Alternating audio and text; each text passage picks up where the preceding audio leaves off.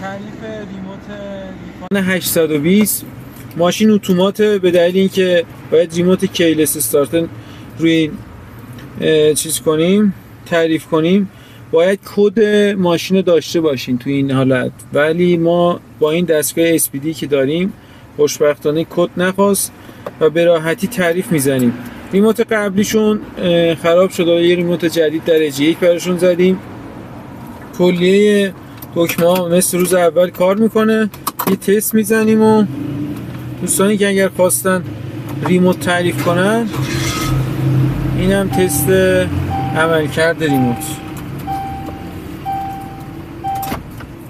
ریموت سوپاسی که به راحتی. البته قیمت این ریموت هایی که ما میزنیم نصف قیمت ریموت های اصلیه.